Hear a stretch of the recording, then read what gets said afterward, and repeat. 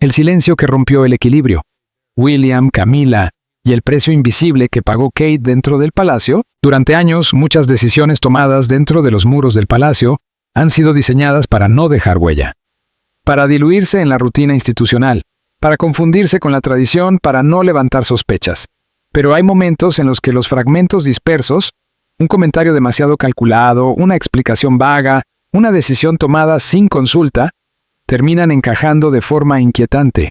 Para el príncipe William, ese momento llegó sin estruendo, pero con una claridad devastadora. Lo que descubrió nunca estuvo destinado a llegar hasta él. Lo que Camila permitió, y en momentos clave impulsó, estaba pensado para permanecer enterrado bajo capas de discreción. Y sin embargo, cuando William comprendió que Catherine había sido quien pagó el precio de ese silencioso engranaje, entendió que callar ya no era una opción. La confrontación no podía aplazarse más. La revelación no llegó como un escándalo repentino ni como una acusación frontal.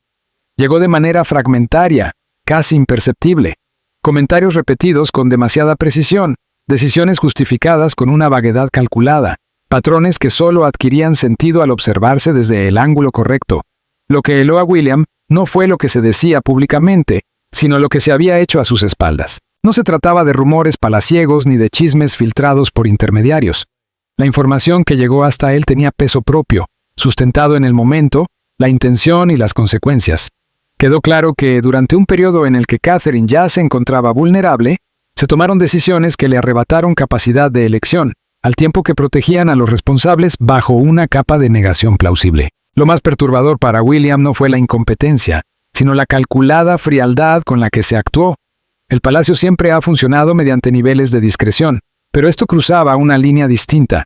El silencio de Kate había sido interpretado como consentimiento, su compostura como permiso. Mientras públicamente se escenificaba preocupación por su bienestar, en privado esa preocupación era desplazada por la necesidad de mantener el ritmo institucional. William no alzó la voz, no convocó comités ni pidió segundas opiniones. Comprendió de inmediato quién ocupaba el centro de esa red de influencias y por qué se había desarrollado de ese modo. La certeza de que Camila había permitido, y en momentos decisivos dirigido, esa presión cayó sobre él con una fuerza inesperada. Esa comprensión transformó meses de incomodidad difusa en una verdad inaceptable. Su esposa había sido colocada en una posición imposible por alguien que sabía exactamente cuánto era capaz de soportar sin quejarse. En ese instante, la preocupación dejó de ser pasiva y se convirtió en algo más afilado, más peligroso. William entendió los riesgos de inmediato. Afrontar una situación así alteraría equilibrios de larga data y provocaría resistencias al más alto nivel. Ignorarla, en cambio, implicaría aceptar un precedente, que Catherine estaría siempre obligada a absorber presión en silencio para la comodidad de otros. Cuando se dirigió hacia aquella puerta cerrada, la decisión ya estaba tomada. No sería una conversación moldeada por la cortesía ni la contención. Sería directa, contenida y definitiva. Y lo que viniera después cambiaría para siempre la dinámica interna del palacio. Nada de lo ocurrido alrededor de Catherine fue presentado como un ataque. Ese fue precisamente el ingenio del método. Todo se enmarcó como necesidad, como pragmatismo silencioso en un momento delicado para la monarquía. Sobre el papel, nada parecía abiertamente hostil. Las decisiones se justificaban como temporales, precautorias, incluso protectoras. Pero al analizarlas en conjunto, emergía un patrón que revelaba intención más que coincidencia. En el centro de ese patrón se encontraba Camila, operando no desde la autoridad formal, sino desde la influencia. Su poder nunca dependió de órdenes explícitas, sino del acceso, el momento oportuno y la capacidad de moldear consensos. Durante los meses en los que la visibilidad de Catherine se redujo, la preocupación por su salud se expresó públicamente con calidez y empatía. En privado, sin embargo, la maquinaria no se detuvo. Las expectativas siguieron intactas. Las decisiones continuaron tomándose en su ausencia, muchas veces en su nombre, sin su participación directa. Lo que se presentó como un intento de aliviar su carga, se transformó de forma silenciosa en un proceso de despojo de su agencia. Camila no necesitó dar instrucciones explícitas. Bastaron conversaciones en espacios reducidos, sugerencias en lugar de directrices, y un énfasis constante en la continuidad. El mensaje implícito era claro. El papel de Kate podía ser gestionado alrededor de ella, no con ella. El daño fue mayor por el momento en que ocurrió. Catherine ya lidiaba con una carga física y emocional considerable. consciente de que cada ausencia alimentaba la especulación pública. Su instinto fue resistir en silencio, no añadir inestabilidad a un contexto familiar ya tenso. Ese instinto no fue atacado de forma abierta, pero sí utilizado de manera decisiva. La lógica de Camila se apoyaba en la jerarquía. En su visión estaba protegiendo a la institución, asegurándose de que nada se detuviera. Para ella, la monarquía no podía permitirse pausas, ni siquiera las compasivas. La estructura debía mantenerse, aunque ello implicara redistribuir influencia de forma temporal. Lo veía como administración responsable, no como una extralimitación, pero había una capa más profunda. Camila había pasado años asegurando su propia posición, aprendiendo el coste de la duda y el valor del control silencioso. Comprendía cómo la vulnerabilidad puede llevar a la marginación. En lugar de desafiar esa lógica, aprendió a dominarla. Y en ese proceso, perdió de vista lo cruel que resulta cuando se ejerce sobre otros. Las invitaciones se ajustaron sin consulta. Las decisiones se anunciaron como inevitables. El lenguaje cambió, priorizando la continuidad sobre el cuidado. Cada modificación individual podía justificarse. En conjunto, crearon un entorno en el que se esperaba que Catherine aceptara una reducción de influencia sin protestar, mientras seguía siendo el símbolo público de estabilidad. Camila no anticipó que ese patrón sería percibido por la persona menos dispuesta a pasarlo por alto. La distancia de William respecto a las maniobras cotidianas permitió que la situación se desarrollara, pero una vez que el panorama completo llegó hasta él, resultó imposible ignorarlo. La misma sutileza que había protegido esas acciones terminó por delatarlas. Ella asumió que William, absorbido por responsabilidades mayores, aceptaría esos ajustes como necesarios. Subestimó la claridad con la que él concebía el papel de Catherine, no como una función intercambiable, sino como un pilar de su propia autoridad y de su liderazgo futuro. También hubo un error nacido de la familiaridad. La compostura de Catherine, su negativa a quejarse, su tendencia a suavizar tensiones, fue interpretada como una resistencia infinita. Se confundió paciencia con permiso, silencio con rendición. Algunos asesores percibieron la incomodidad. Notaron que las decisiones avanzaban demasiado rápido, demasiado lejos. Pero nadie se opuso con firmeza. La experiencia de Camila imponía respeto, y cuestionarla implicaba el riesgo de parecer desleal o disruptivo. Así, el proceso continuó sin freno. Desde fuera, todo parecía tranquilo. Los comunicados eran medidos.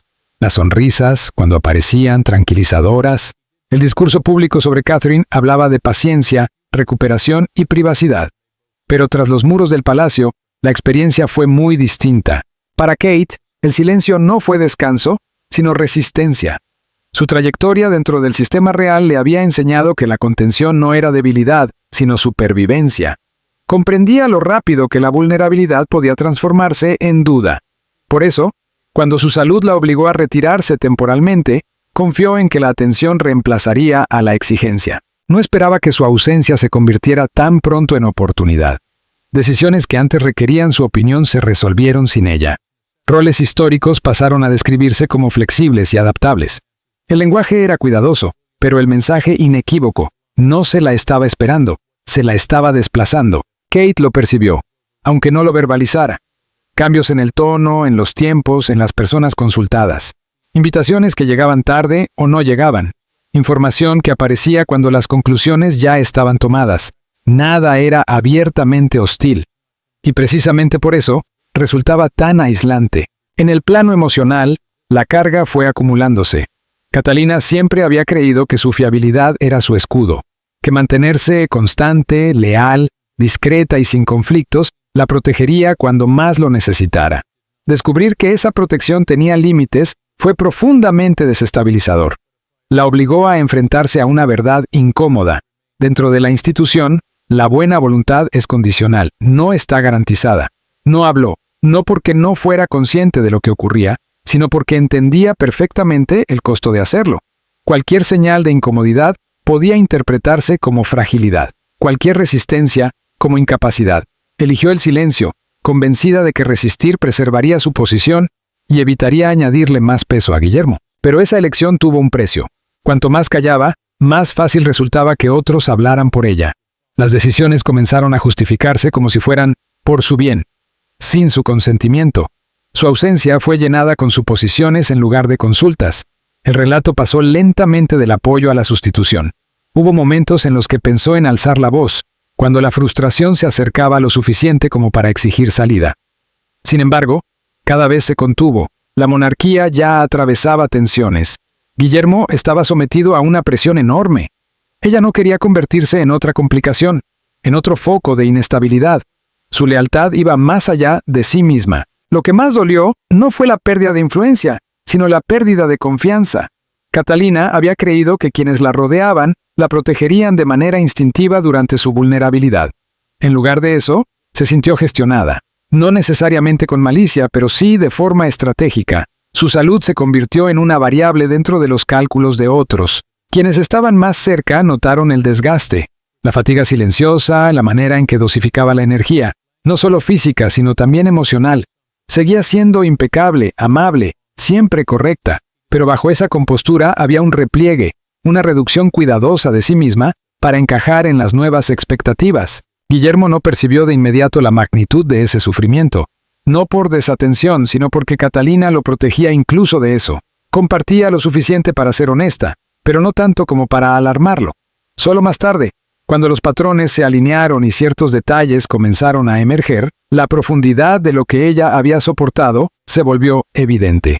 Para entonces, el daño no era procedimental, sino emocional. Catalina había aprendido algo doloroso sobre el sistema al que se había entregado por completo. Que la compasión no siempre pesa más que la conveniencia, que la resiliencia puede ser explotada con la misma facilidad con la que es admirada, y que el silencio, aunque digno, no garantiza protección. Su sufrimiento nunca fue dramático. No hubo estallidos, ni ultimátums, ni quiebres visibles. Se desarrolló en silencio, día tras día, en pequeñas exclusiones y decisiones asumidas.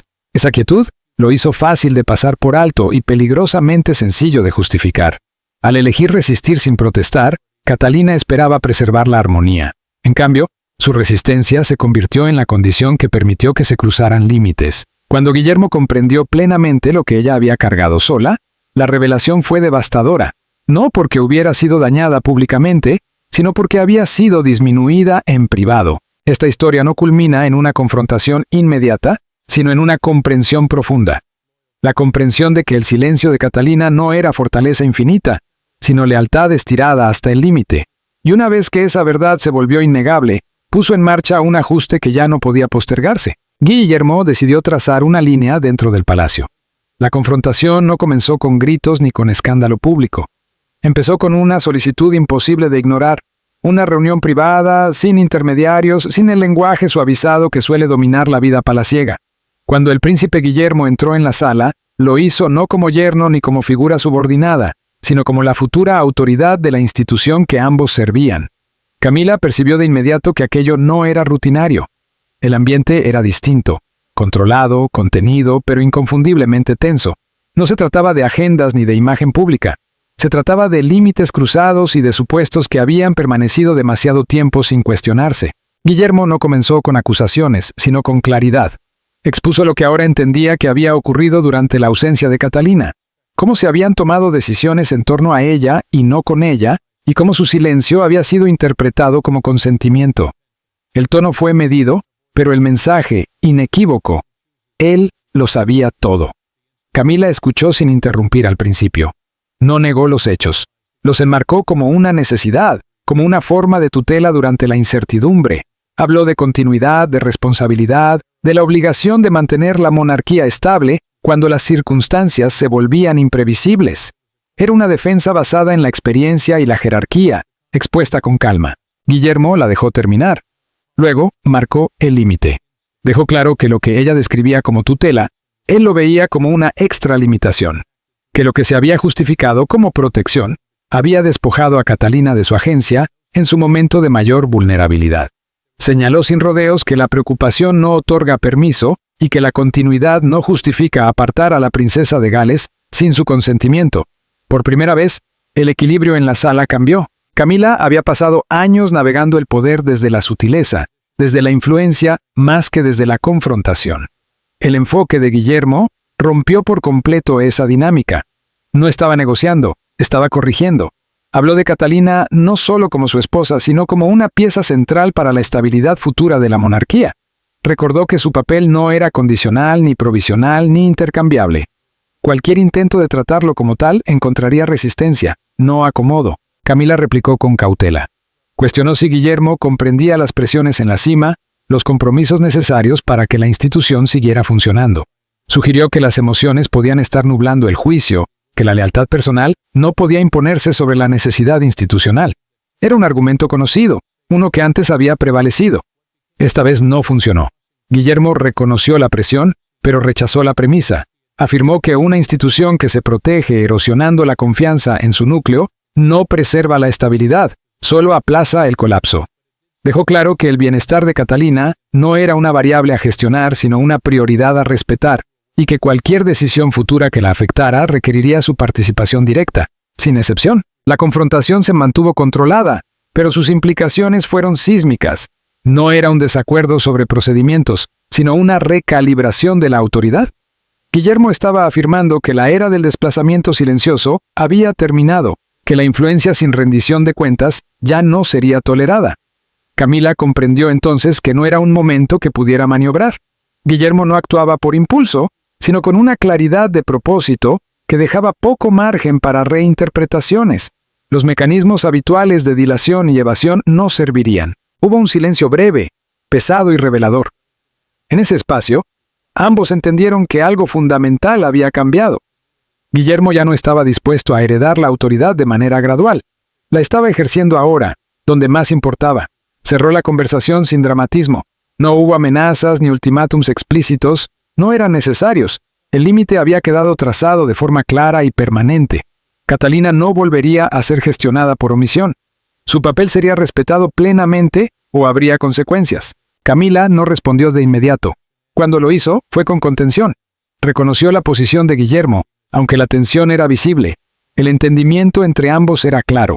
No se trataba solo de una reprimenda personal, sino de una advertencia. Cuando Guillermo abandonó la sala, el palacio no resonó con escándalo. No hubo testigos ni registros. Sin embargo, el impacto fue inmediato. Un cambio de gravedad se había producido. Para Guillermo, la confrontación no fue liberadora, sino sobria. Sabía que ejercer la autoridad trae consecuencias, que las relaciones cambiarían y que surgirían resistencias, quizá de formas más silenciosas. Pero la alternativa, permitir que Catalina volviera a ser disminuida, ya no era aceptable. Ese fue el momento en que la protección reemplazó a la paciencia, en que el silencio cedió lugar a la acción. Y aunque hacia afuera el palacio seguiría pareciendo intacto, dentro de sus muros comenzaba a tomar forma, discretamente, un nuevo orden. Las ondas de choque no estaban destinadas a sentirse, pero siguieron propagándose. La confrontación no terminó cuando Guillermo salió de la sala. Continuó, silenciosa y persistente, en los espacios donde el poder es más sensible al cambio. En cuestión de horas, ajustes sutiles comenzaron a recorrer el palacio. No se anunciaron, pero se percibieron. Los primeros en percibirlo fueron quienes trabajan más cerca del núcleo del poder. Asesores veteranos notaron un cambio en el tono, una recalibración casi imperceptible pero constante. Peticiones que antes se aprobaban sin debate, ahora se verificaban 2 veces. El lenguaje se volvió más prudente, menos categórico. La seguridad con la que se asumían ciertas dinámicas internas empezó a diluirse. Algo había cambiado, y todos lo sabían, aunque nadie lo dijera en voz alta. En el centro de esa transformación estaba el príncipe William. No emitió órdenes formales ni circuló advertencias. No hizo falta.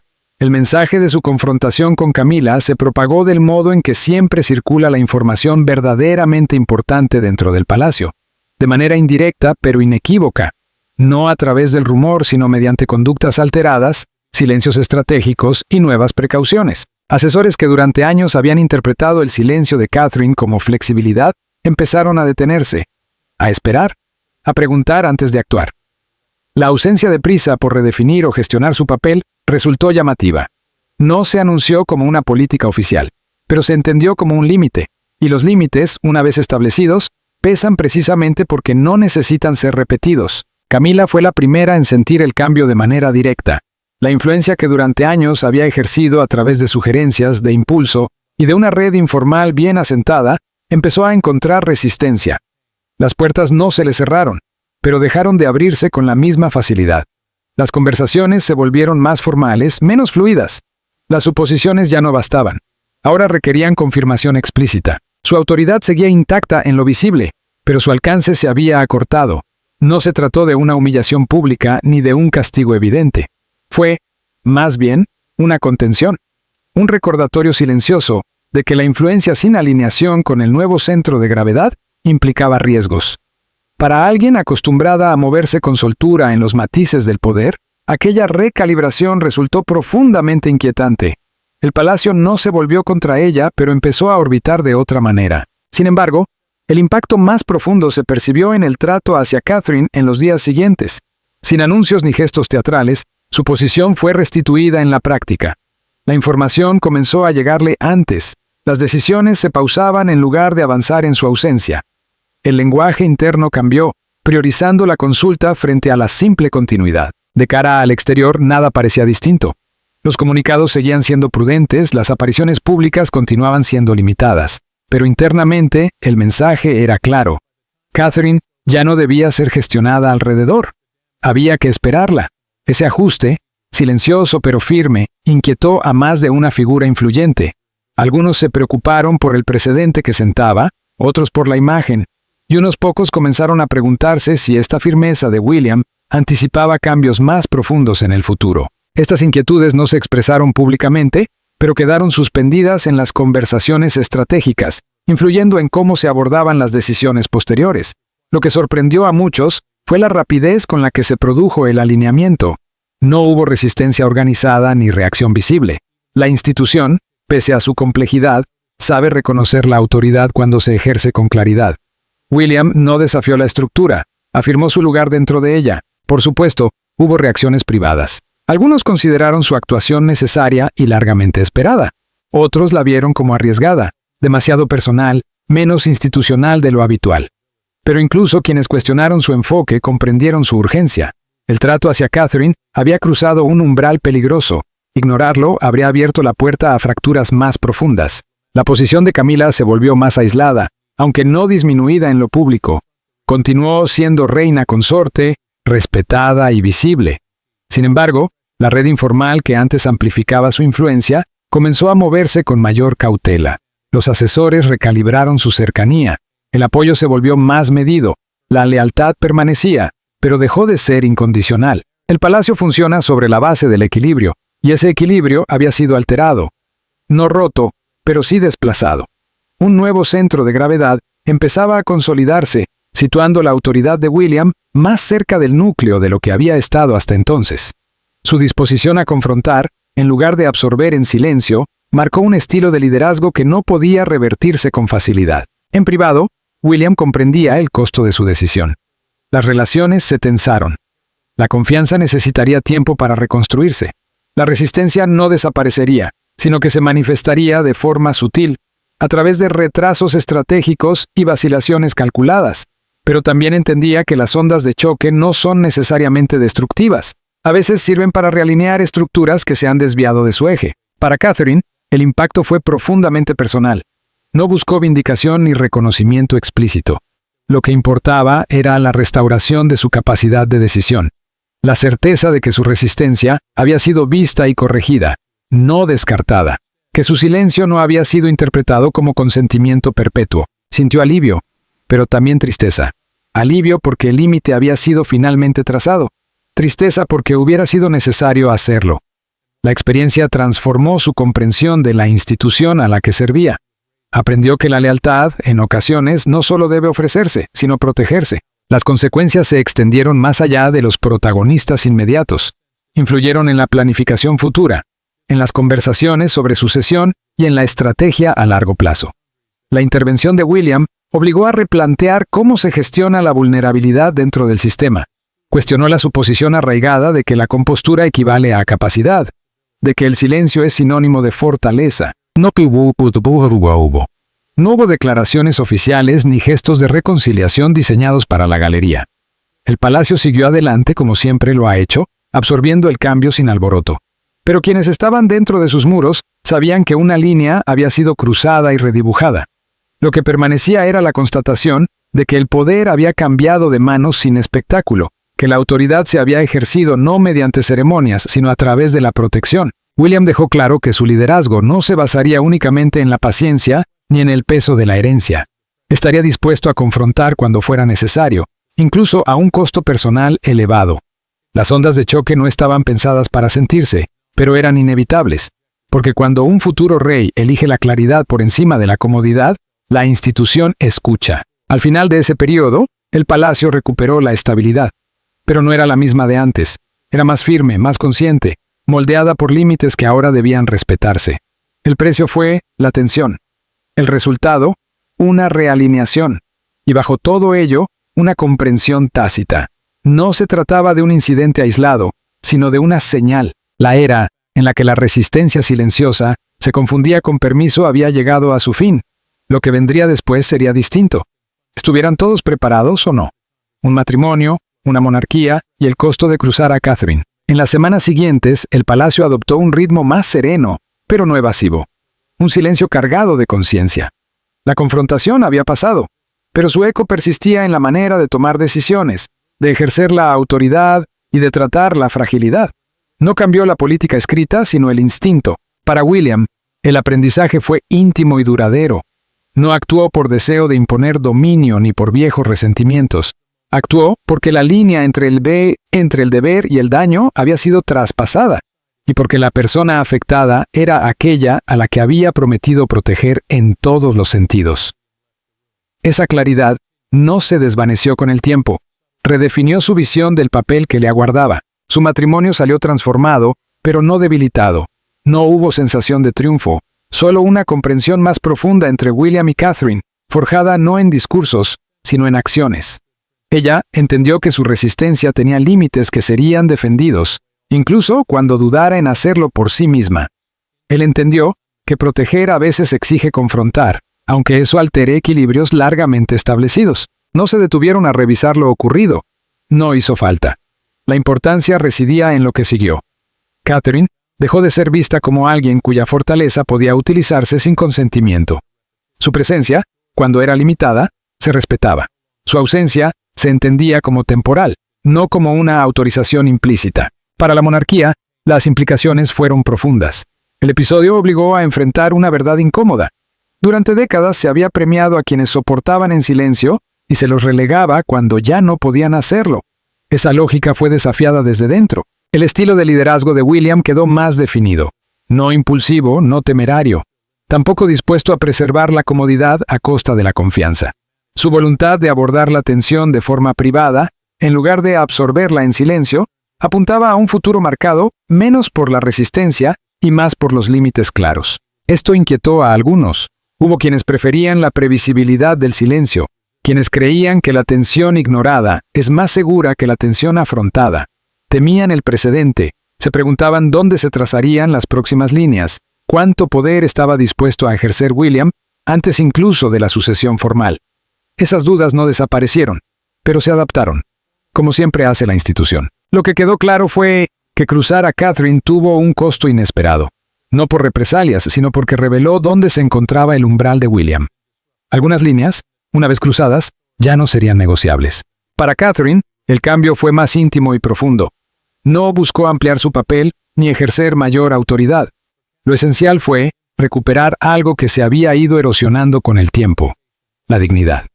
Su salud, su voz y su presencia dejaron de ser tratadas como variables administrables y volvieron a ser realidades que exigían respeto.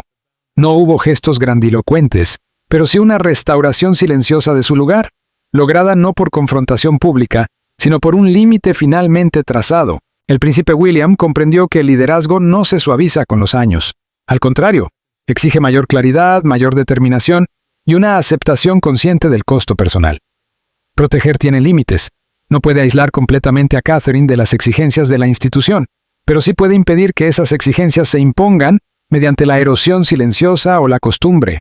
Esta vez, lo hizo. La monarquía siguió adelante, como siempre, equilibrando continuidad y cambio.